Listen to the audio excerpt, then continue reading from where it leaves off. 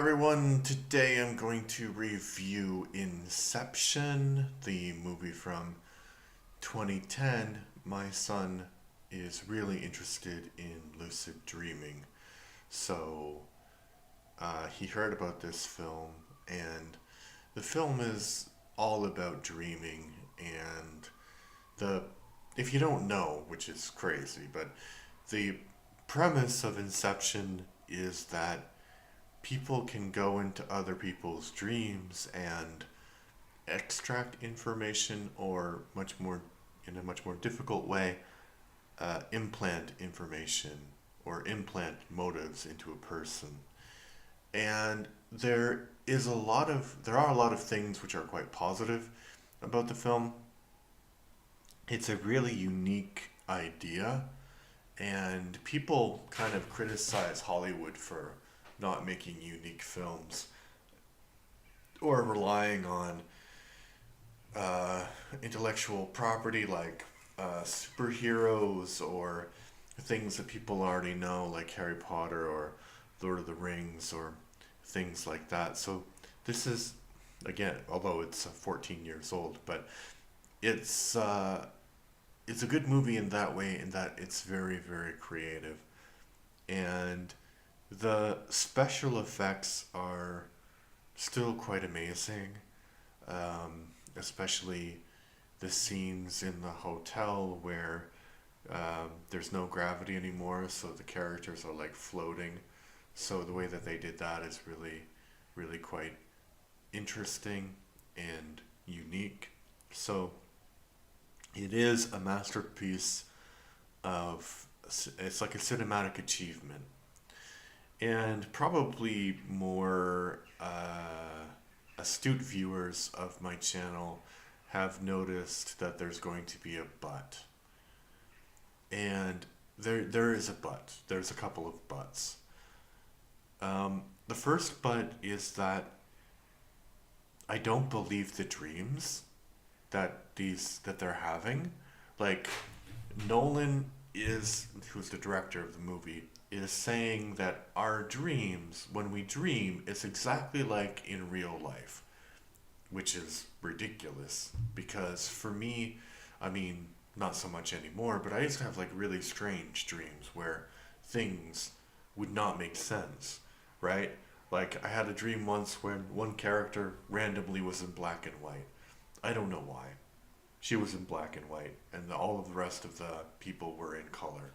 So, um, there's not really an explanation. Like, dreams, when I think, like, people have. So, let me be coherent for once. People have this. Some people, I don't, but some people have this aversion to hearing other people's dreams. I actually like to listen to other people's dreams, and I think the reason why people have this aversion is because the dreams are weird in ways which make sense to that person, because it's your own subconscious dealing with things. Uh, Once I had a dream where it was like a nightmare, where I used to be an English teacher, and this was after I retired, but um, retired. I got a new career. Um, the I had this dream where I didn't have a pen, like a red pen, and I felt like so anxious about it, and I was like, oh no, I don't have a red pen. It was like a nightmare.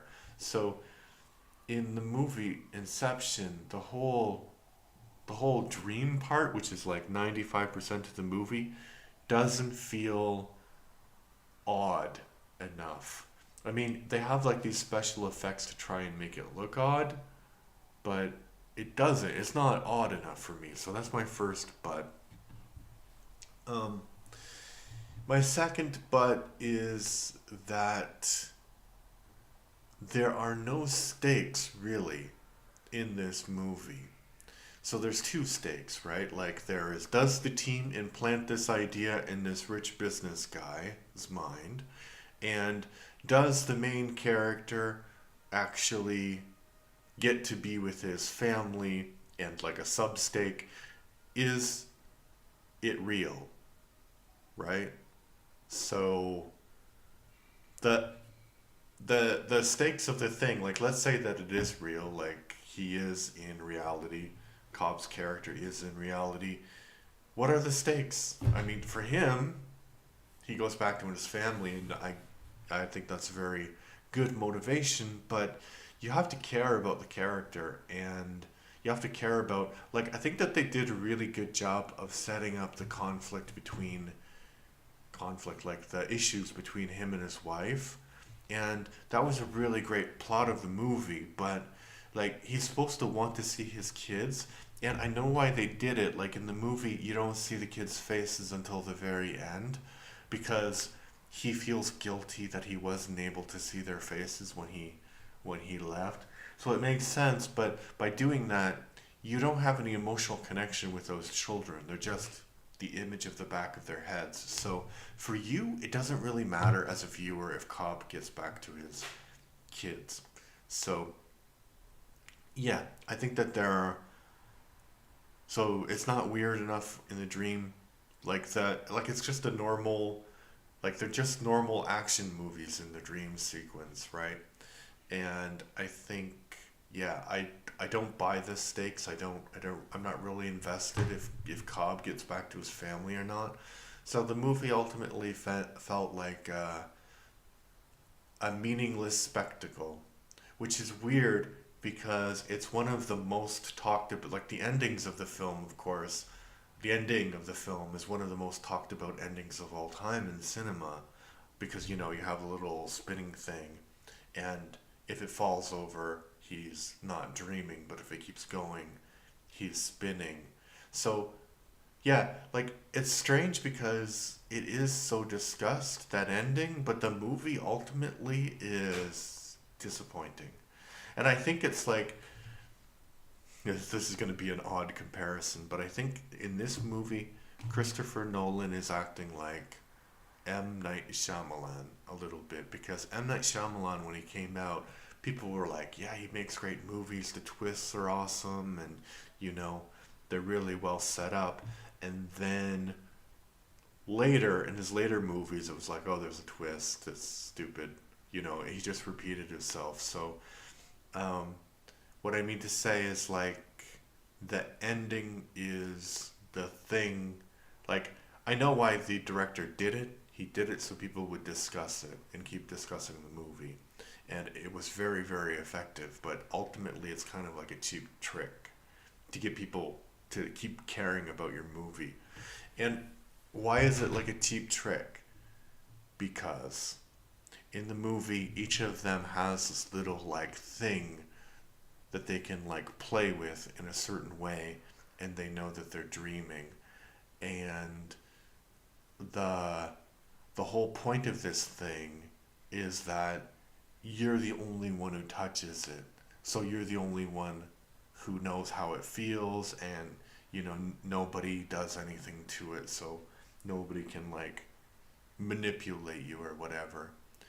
But the important part about that little top thing that spins at the end is that it's not Cobb's, it's his wife's. So the whole thing about it being like attuned to him, and like, you know, him knowing what it does, it's not true. So it doesn't matter. I mean, obviously, if it kept on spinning and didn't stop, then you're in a dream. But why? Why is that? Why? Why? Like, you know, it seems a little bit like when I talked with my son, who I mentioned previously. Hello, son, if you're watching. Um, when we talk about lucid dreaming, there seems to be a lot of like invented rules, like, oh, it's this way, and this happens, and if you do this, this happens, and if you do this, this happens. And it seems like, for me, they're just invented. So, why would something keep spinning in a dream? It doesn't make any sense. And in the world of the movie, in the story of the movie, it seems like this kind of technology was invented quite recently. So these are the people who are the pioneers of this sort of technology, sort of this sort of technique. So how do they know that it keeps on spinning in dreams? You know? So that's why I think it's a bit of a gimmick. Should you watch the film? Uh, yeah. Yeah, even though I personally didn't like it, I think it's one of those movies that you can watch. You should watch because it gives you it is a masterclass directing directing like a confusing sort of plot. Um, yeah, but as I said, I didn't like it very much. Let me know what you think in the comments. Like and subscribe. Bye bye.